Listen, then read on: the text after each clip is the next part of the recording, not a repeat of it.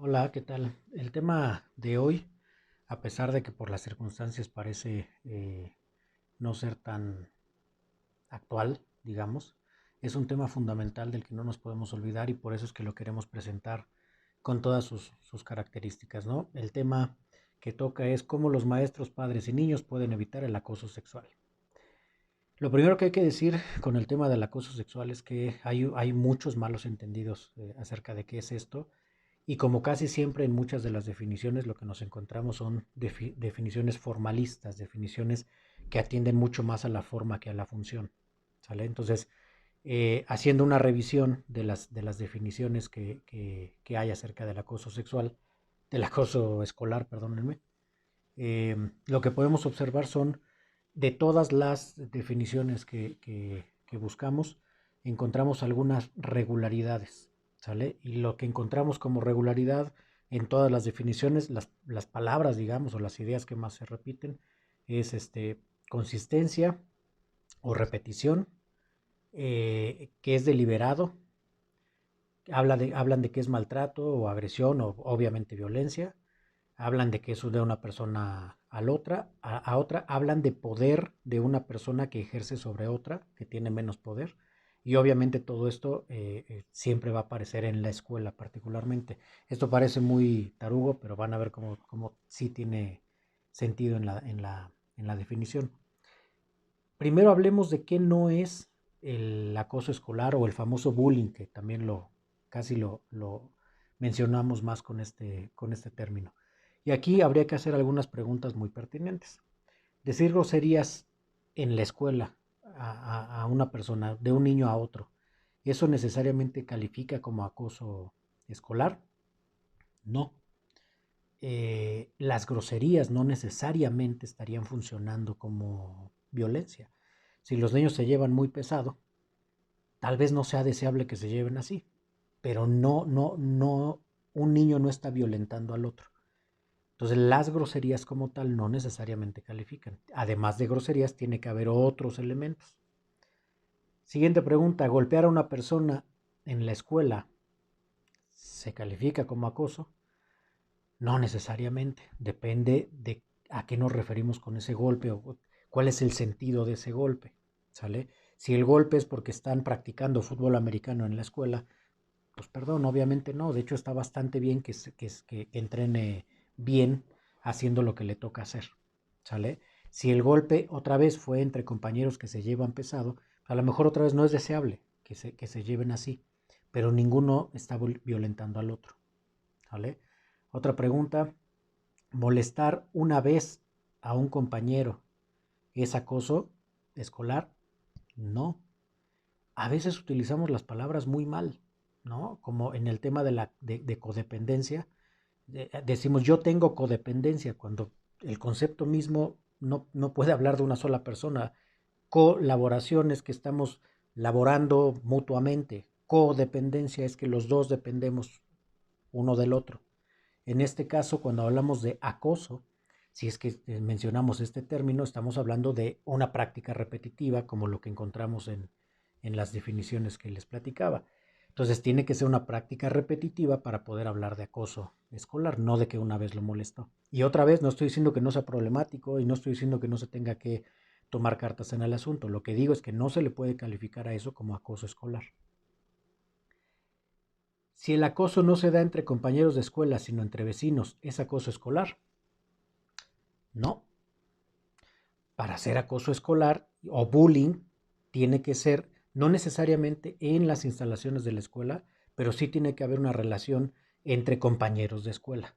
¿Me explico? Pueden estar en el museo y si ahí es donde se está presentando el acoso, pues también se le puede llamar acoso escolar. Puede ser compañeros de escuela utilizando redes sociales para molestar a uno de sus compañeros. También se le puede llamar acoso escolar, pero no entre personas que no tienen esa relación, ¿no? Por ejemplo, el nombre que recibe casi la misma problemática, pero en las empresas se llama moving, no se llama bullying, ¿vale? Y es casi la misma estructura, nada más que eso ocurre en una situación diferente. Eh, si ambas personas se molestan uno al otro todos los días en la escuela, ¿es acoso escolar? Y me refiero a molestarse, no de llevarse, ¿eh? O sea, molestarse feo, pues, violentarse las dos. ¿Es acoso escolar? No, tampoco es acoso escolar. No se le puede calificar así. Porque lo que veíamos de una de las características de la definición es que alguien ejerce poder sobre el otro. No es una pelea en donde los dos estén chocando. ¿Sale? No es deseable. Claro que hay que tomar cartas en el asunto, porque si no esto se puede salir de control y pueden llegar a haber implicaciones muy negativas, pero no podríamos decir que es acoso escolar. ¿Sale? Ya dijimos que no es el acoso escolar. Ahora pasemos a qué sí es el acoso escolar, que es muy importante para que podamos eh, identificarlo y tomar cartas en el asunto. Cuando al menos una persona evalúa como ofensiva una interacción en la que participan dos o más individuos y se presenta de manera reiterada en ámbitos escolares. Ojo con esto, porque cuando nos vamos con las formas siempre vamos a hablar de groserías y de golpes. Pero si un compañero le está diciendo bonita a su compañerita y la compañera ya se siente mal, ya se siente ofendida con esas palabras que, entre comillas, podríamos decir que son bonitas, eh, también puede ser acoso, ¿eh?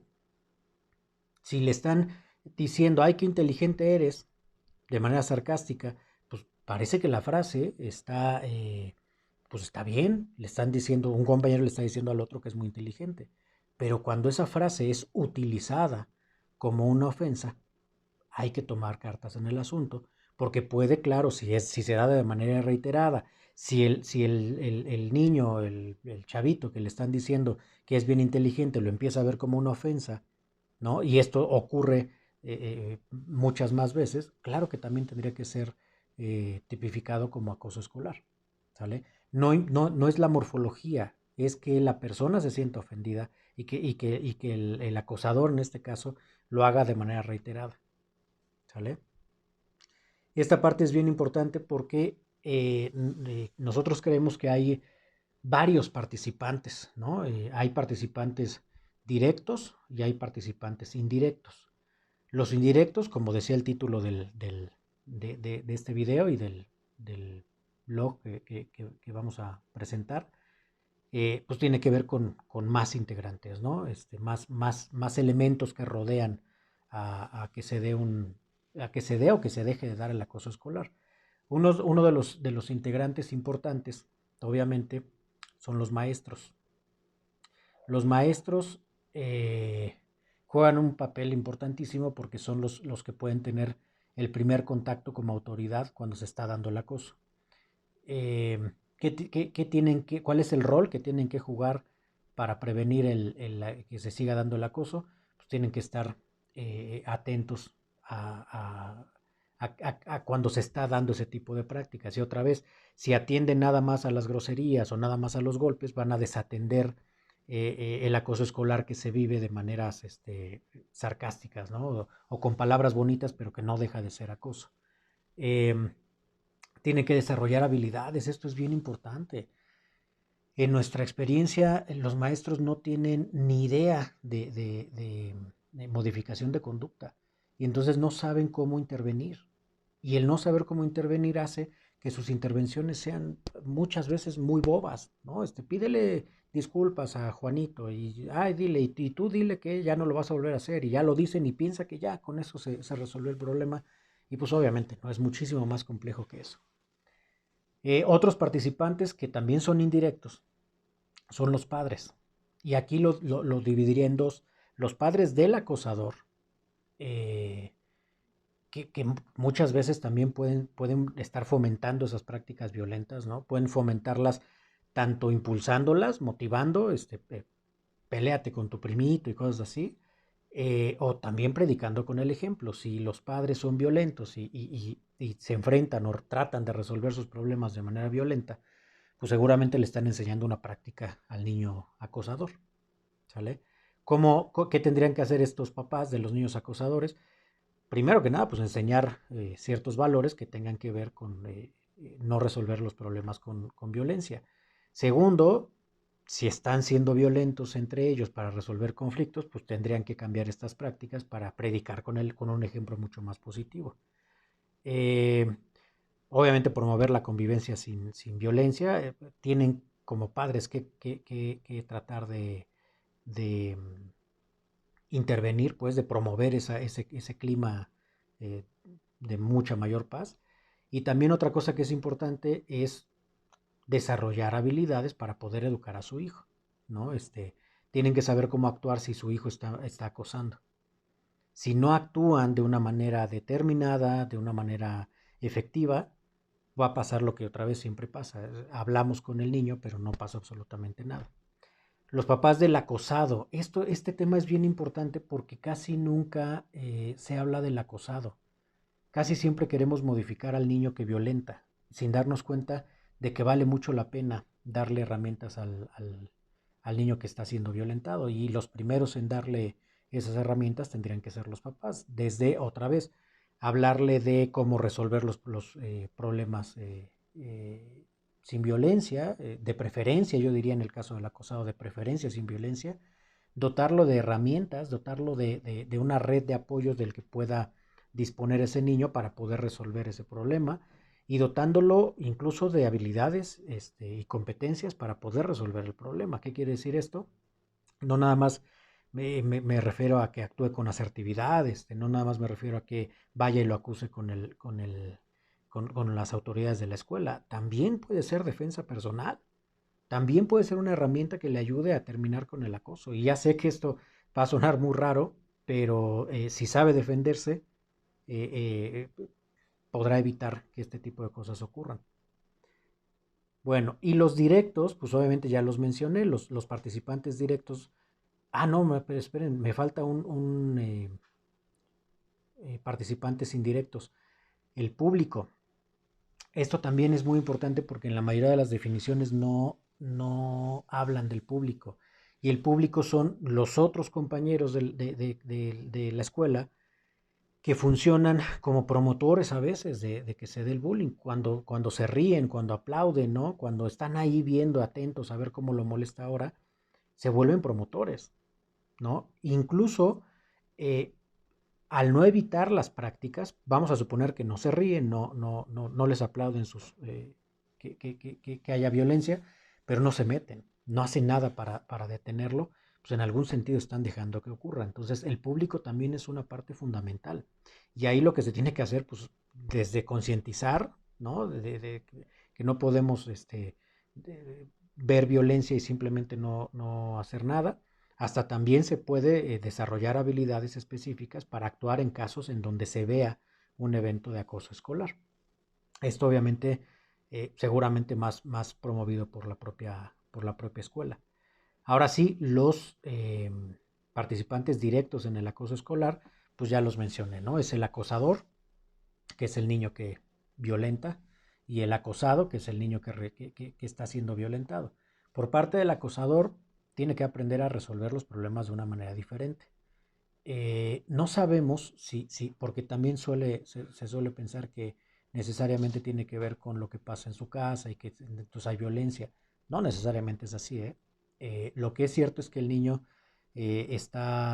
no sabe cómo resolver el problema o incluso se le hace divertido resolverlo. Tendría que ver con la participación de todos los demás. Las implicaciones de acosar tendrían que ser negativas, no positivas como los aplausos a veces del público. Y por parte del acosado, otra vez volvemos a este punto, el acosado también tiene cosas que hacer y desarrollar. Si siempre atacamos al acosador, seguimos dejando indefenso al acosado. Y el chiste es que el acosado tenga herramientas para actuar respecto de esa situación. Si nos ocupamos también del acosado, le estamos dando herramientas, lo estamos dotando de habilidades que le permitan interactuar diferente con este problema. Entonces es fundamental también voltear a ver al niño acosado y hacer que él pueda eh, no nada más para ese evento, sino para los que vengan en su vida, saber cómo resolver este tipo de problemas de violencia. ¿Vale? Eh, es un tema fundamental. Ojalá que todos seamos conscientes de esto, porque trágicamente nos toca ver noticias muy feas acerca de las implicaciones del acoso. Y pueden ser tan feas como el suicidio de los niños acosados que ya no encuentran otra salida, o incluso niños que llevan a tal extremo el acoso y la violencia que terminan de plano asesinando al niño al niño que molestan. Eh, ¿Qué nos toca? Y creo que nos toca a todos otra vez, a maestros, a padres, al público que está viendo ese tipo de situaciones y a veces no hacemos nada. Creo que nos toca a todos participar para que esto se solucione. Y creo que tenemos que entender que no es problema de uno, no es problema del acosador, es problema de todos los elementos que expliqué en este momento. Mientras más conscientes estemos de cómo participamos, también vamos a tener más herramientas para impedir que se sigan dando estos casos.